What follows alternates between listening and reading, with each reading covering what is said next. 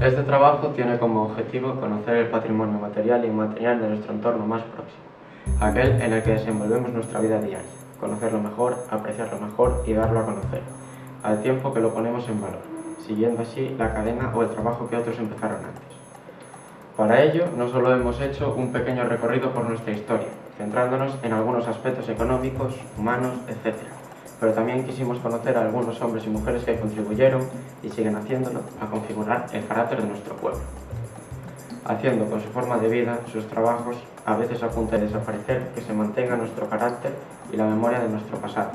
Gente que se preocupa por mantener nuestras tradiciones, nuestras costumbres, nuestras fiestas, y que lo da a conocer en nuestro museo o en la convocatoria en la que participamos todos los vecinos y también nuestros visitantes, como en la celebración de la Marxai.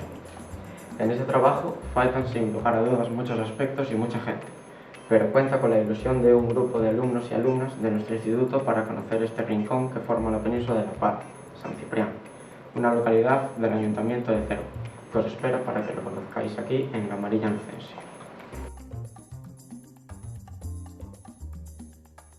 Sabemos que el poblamiento originario de San Ciprián ya data del Cuaternario, con habitantes que aprovechaban la riqueza del mar para su subsistencia. Los orígenes nos aparecen ligados a la cultura castrexa, y prueba de ello es la existencia de un castro, en el lugar al que conocemos como la Atalaya, como lo demuestran los hallazgos allí existentes y todavía sin acabar de estudiar. Estos habitantes también vivían de la agricultura y la pesca, ligada a la localidad geográfica del castro. La importancia de este castro viene dada por la economía de comercio de este con otros de la zona, Urela, Pazón. Aparte de los celtas, algún autor habla de la llegada a San Ciprián de otros pueblos como los romanos, los Eguibarri, e incluso algún autor cita la llegada de la población griega. Los castros se fueron incorporando al Imperio Romano y estos supieron aprovechar la actividad pesquera. La llegada de la Edad Media viene marcada por las mismas circunstancias que en toda la comarca, la pertenencia de estas tierras al obispado. En cuanto a la actividad económica, el predominio de pesca y marisqueo se mantuvo, y con ello el hecho de seguir pagando tasas a la Iglesia. Habrá que esperar el siglo XIX, cuando en esta zona, igual que en el resto de Galicia, se empieza a cultivar patata y maíz, con lo que las rentas a la Iglesia se vieron incrementadas. Los cambios del siglo XX en toda España, como la guerra y la inmigración, van a tener sus reflejos aquí. San Ciprián está ligado a la actividad pesquera desde sus orígenes. Primero, a través de la pesca en playas en riberas próximas a la costa y dedicadas al consumo propio, para más tarde venderlas en lugares como Vidueiros, Lago, Ondrás, etc. Más tarde llegarán a Mondoñedo, capital provincial, e incluso a otros pueblos peninsulares. Fuera de la importancia pesquera de San Ciprián es que a mediados del siglo XIX llegó a haber 3 fábricas de salazón, que daban trabajo a los habitantes del pueblo. Las precarias condiciones de salario motivaron una emigración de los pescadores de la marina mercante. Sin embargo, la pesca en San Ciprián llegó a tener cierta importancia y llegó a contar hasta con 30 embarcaciones unitarias en el puerto. Son Vicente Vázquez Lozano, nací en Castelo, levo 38 anos vivindo en San Ciprián. Bueno, traballei en moitos barcos, empecé no Lupe Soeiras, en Burela, no ano 72, con 15 anos recén cumplidos. Fomos traballar a Francia en pleno inverno, despois anduve no Manuel Tais, que é dunha familia de aquí, dos Beques, e a continuación anduve no Josefina Rodríguez, anduve na Gran Sol no Breogán e no Aciento. Despois canseime de andar en altura e fixe unha lancha de baixura. Pasei 20 anos con ela, que se chamaba Eda, que significa Edén David, o nome dos fillos. ¿Qué función tenías en el barco o en los barcos? Bueno, no principio anduve casi sempre de mariñeiro. Anduve en algunha temporada de terceiro motorista no motor, pero a maioría do tempo de mariñeiro. Andando bonito, andaba nunha vara de valero.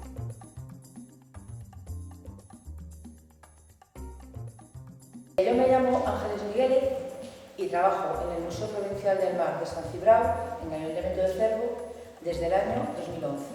Este museo, aunque como he dicho, hoy por hoy es un museo que es uno de los 4 que conforman la red museística provincial de Lugo, es en realidad un museo que, apoyado por la Diputación de Lugo, nace por iniciativa de los vecinos del pueblo y promovidos por el maestro don Francisco Rivera Casas en el año 1969. ¿Qué nos podemos encontrar en el museo? Este es un museo muy relacionado con lo que es la propia comunidad que conforma el museo, en este caso los vecinos de San Cibrao. Entonces los vecinos de San Cibrao van a ser gente que se dedicaba a la pesca, pero también a la marina mercante, y van a ser gente que también se tenían que encargar de hacer los barcos, y van a ser gente que no solamente se quedó pescando en San Cibrao, sino que salieron por otros mares. A maioría das veces eran mareas de 21 días, eran só 21 días, 22, 25 como máximo. E ahora non dá bonito que recalabas ao millón nas Islas Azores ou nas Madeiras, pois botei pasei hasta 32 días. Entonces, en este museo nos vamos a encontrar con todo eso, con lo que es la pesca, pero también la marina mercante, los instrumentos de navegación, la carpintería de Ribeira, diferentes especies que se pueden obtener en el Cantábrico o en otros mares, y una pesquería muy especial, y que es uno de los puntos más importantes y más desconocidos del museo, que es lo que se refiere a la caza de la ballena, en la que tenemos dos épocas. Una primera época, siglo XIII a XVIII, que se cazaba en la propia costa una ballena y que se descuartizaba en las propias playas del pueblo, y siglo XX, en Morás, muy cerquita de aquí de San Cibrao, se instala una factoría, una fábrica ballenera donde ballenas que cazan en alta mar se traen a esa ballenera a procesar, y que mucha gente del pueblo va a encontrar trabajo en esa factoría, entre ellos, por ejemplo, muchas mujeres. Os barcos de Bonito, os barcos de Espada, traballábamos en conxunto cos balleneros. Acórdome do Carromeira, do Cabo Morás, cando había baleira en Morás, que disparaban a baleas, les deixaban a bandeira, inflaban aire, e deixaban esa flauta con a bandeira hasta que cazaban 14 e depois amarraban esa remolque e traíanas. A memoria máis que se me quedou grabada na cabeza é a extensión de sangue que deixaban. Todo canto vía no mar ao redor, cando disparaban a ballena, era sangue. Pero se vía o mar en rojo. Los primeros datos escritos sobre la caza de ballenas se remontan a los siglos VIII y IX. Si bien su gran apogeo llegó en el XIII y XIV, la caza de las ballenas en Galicia estaba muy influenciada por la presencia de los vascos, que llegaban siguiendo los cetáceos desde su litoral. Para cazarlas se escudriñaba el mar desde atalayas costeras y, tras divisar sus soplos, se alertaba a la población. Entonces, en pequeñas barcas o chalupas botadas desde la costa, los marineros remaban hasta el lugar indicado y con arpones de mano cazaban, primero las crías, tanto por ser más fácil como para evitar que las madres huyesen, movidas por el ansia de recuperar sus descendientes. Si por algo debe ser reconocido San Ciprián, es por ser la cuna de la pesca de la ballena, que alcanzó su momento álgido en los siglos XVI y la primera mitad del XVII, cuando se pescaban alrededor de 30 ejemplares anuales en este puerto.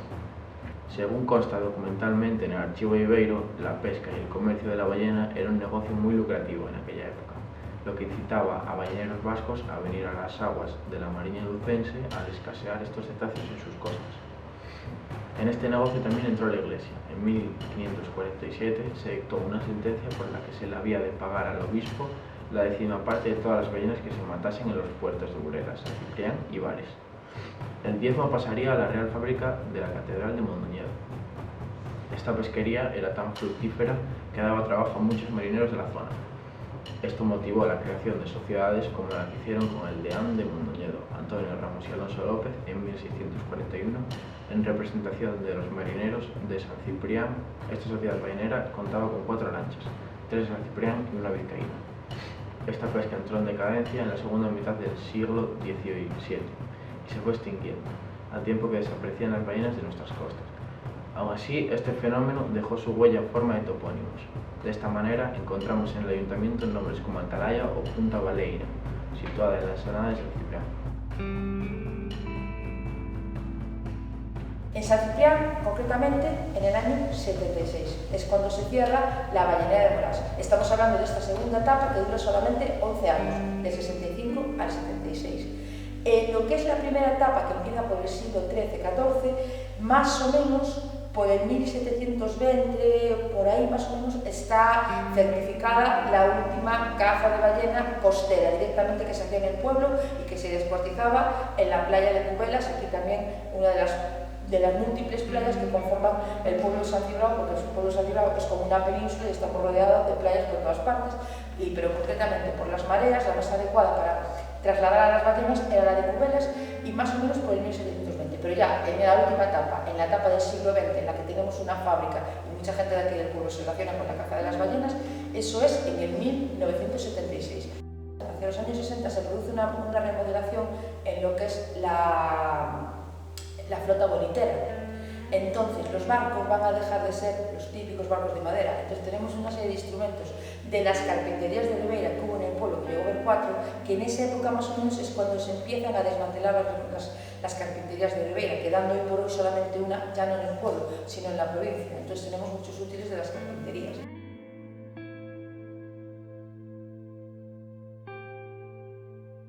En que ano empezou a funcionar?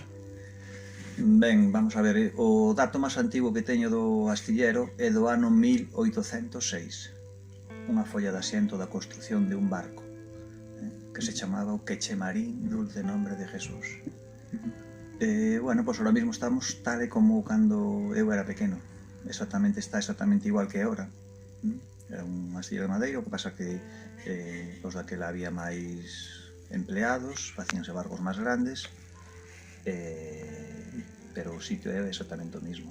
Desde o ano 1806 empezou, non é que empezara el, pero é que é o dato máis antigo que teño, que sería de un home que se chamaba Roque de Fra, despois viña o seu fillo, que era Ramón Fra Alfeirán, despois o fillo del, que era Ramón Fra Díaz, que ese xa era o meu tataravó, despois viña o seu fillo, que era o meu bisavó, Germán Fra Blanco, despois meu avó, Francisco Fra Cortiñas, despois meu pai e meu tío, cos que eu aprendí, que era Germán e Francisco Fra Ponte, despois son eu, que son Francisco Fra Rico. Bueno, sendo eu pequeno, os barcos que se facían eran sobre todo para pescado bonito e para tarrafa, é dicir, pescado cerco, onde se colle sardiña, o chicharro, xurel. En aquel entonces, pois, facíase un barco aproximadamente, porque depende do tamaño, non? Pero aqueles eran barcos de 26 metros ou por aí, facíanse un barco normal. A principal madeira para a construción de barcos é o carballo, para toda a estructura.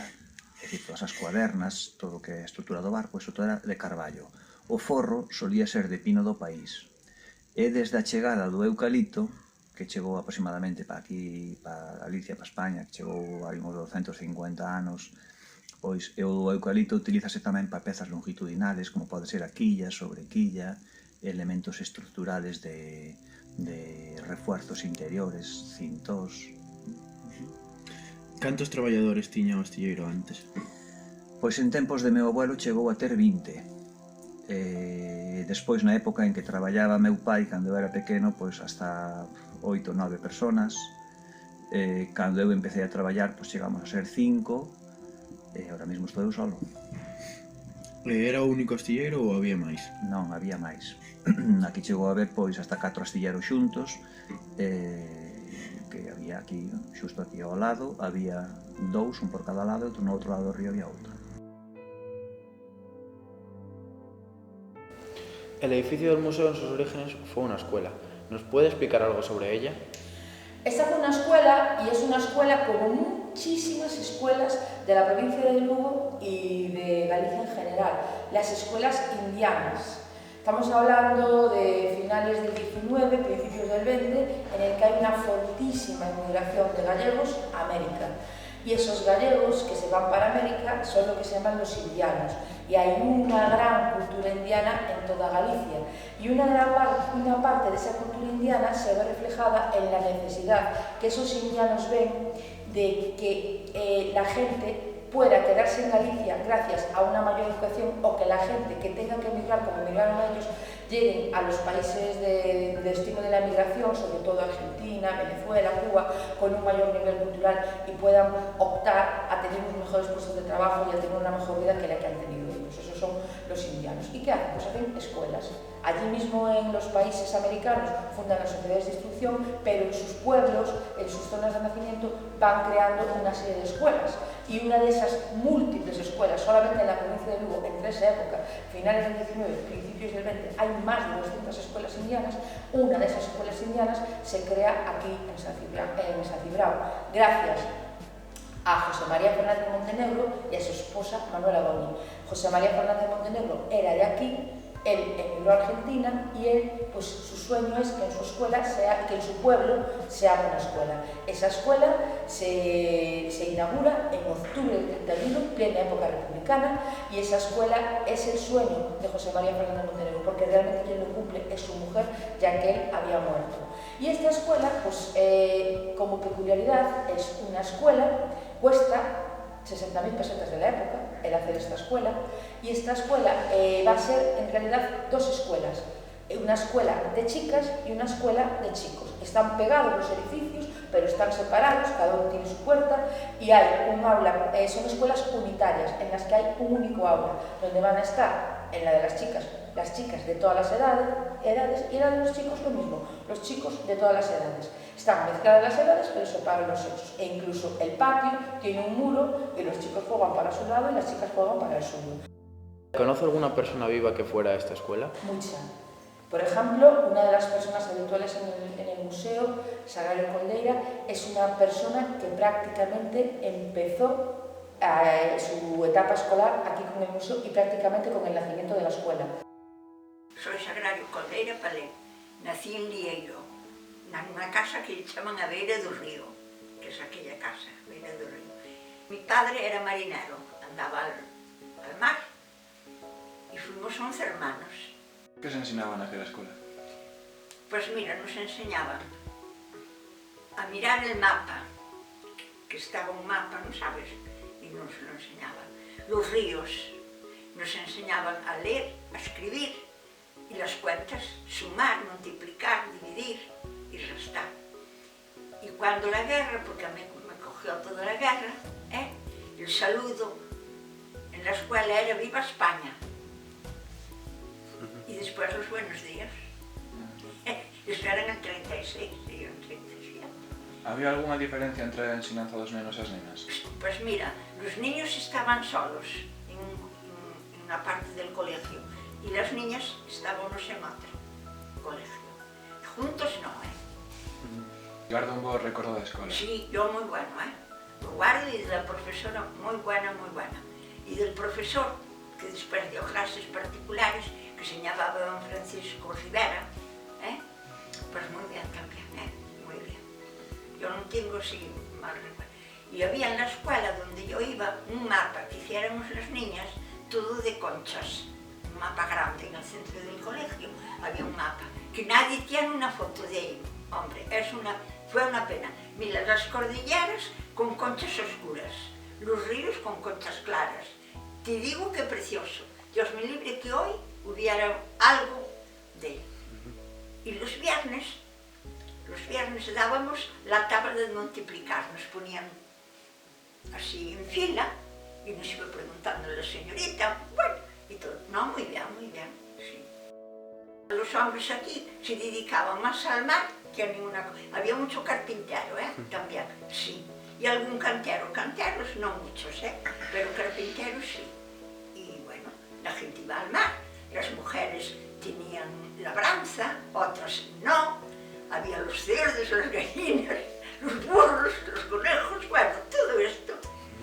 Y los hombres venían, bueno, depende, los que andaban, por ejemplo, a la pesca, estaban más en casa, y a los que andaban al cabotaje, a lo mejor, yo cuando conocí a mi padre casi tenía 4 años, que es mucho decir, Prueba de la importancia de la actividad pesquera es la fundación, hacia 1930, del Depósito Marítimo de San Ciprián, que por aquel entonces iba a estar presidido por Ricardo Fernández Villarmea y que incluía los puertos costeros desde Portocelo a San Ciprián.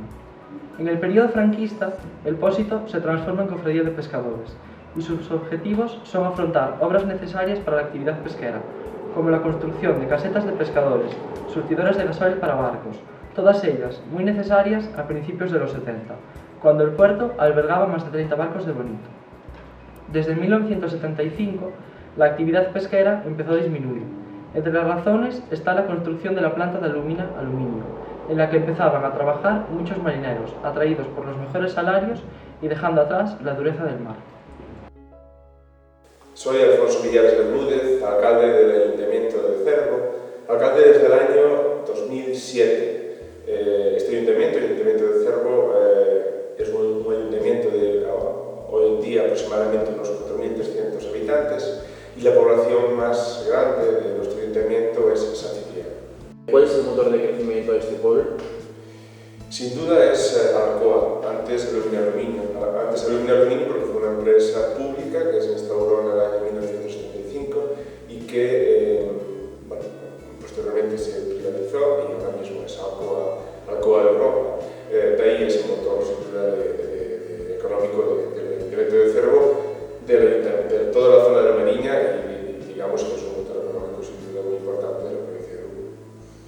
La fábrica empezó a funcionar en 1978, pero de la importancia de la factoría da idea de la participación de más de 30 empresas y la extensión total del complejo, más de 500 hectáreas. Además, hubo que construir una balsa para almacenar los barcos y también un embalse, el de Río Cobo. Asimismo, se llevó a cabo la construcción del puerto para acoger los barcos cargados de bauxita. El complejo suponía el tercero del mundo y a su inauguración celebrada en 1980 acudieron grandes personalidades del gobierno. La instalación de esta empresa modificó la vida de San Ciprián y de la comarca, tanto por el trabajo que supuso como por la transformación en los modos de vida, y por las numerosas mejoras que se hicieron en el pueblo: pavimentación de calles, paseo marítimo, jardines y sobre todo formas de vida de carácter más urbano. Hay que decir que la importancia de la factoría sigue marcando la vida en la comarca.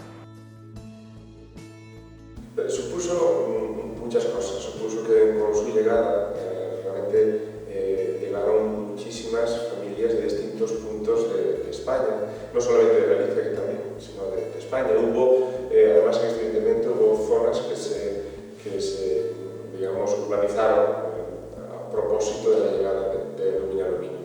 En concreto en San Ciprián, en donde estamos, en una zona que es la zona de la Veiga, que se hizo una urbanización para habilitar a mucha de la gente, muchos de los trabajadores que llegaban de fuera, e incluso cerca de aquí hay otra urbanización, que es la urbanización de Río Cobo, que también supuso lo mismo, hubo que hacerla para albergar la cantidad de personas que llegaron a nuestro ayuntamiento. Por tanto, yo creo que no solamente en el aspecto económico, que ya lo comentamos antes y lo mencionamos, que sin duda ninguna Alcoa supuso pues, un enriquecimiento muy grande de nuestra zona, de las familias, sino también que socialmente supuso pues, la llegada de muchísimas familias que llegaron y hoy en día son familias sin duda ninguna de nuestro ayuntamiento y forman parte de nuestra ciudadanía y como tal yo creo que eso también supuso un enriquecimiento social pues, muy grande.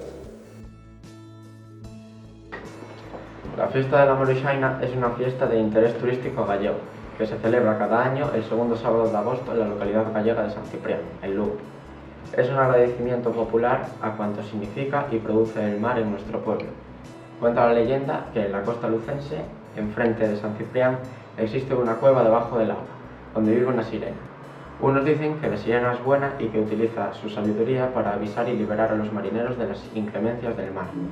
Otros dicen que la sirena es mala y utiliza sus encantos para hechizar y encadenar a los marineros, y que estos se pierden en el mar y pasan el resto de sus días en su compañía. Transportada por los marineros, tendrá su juicio en la playa del Torno. Es una comitiva en la que todos participan con velas y faroles para juzgar y posteriormente declarar su inocencia. Entonces el pueblo le concede su indulto a la difamada sirena y la fiesta continúa con una gran queimada. Si es culpable, se le prende fuego mientras se grita entre músicos y cánticos. Esto pone punto y final a este encuentro en la plaza del pueblo. Quisimos, en este trabajo, apreciar y dar valor a lo que la gente en su vida diaria hace por el lugar en donde viven y trabajan, conservando, dando vida y transmitiendo el legado de su quehacer, de sus costumbres y de su forma de vida, que poco a poco van configurando el patrimonio del pueblo. A veces en forma de edificios, otros en empresas de gran envergadura y otras en la creación de costumbres, caracteres, formas de vida y expresión, que es lo que configura un pueblo.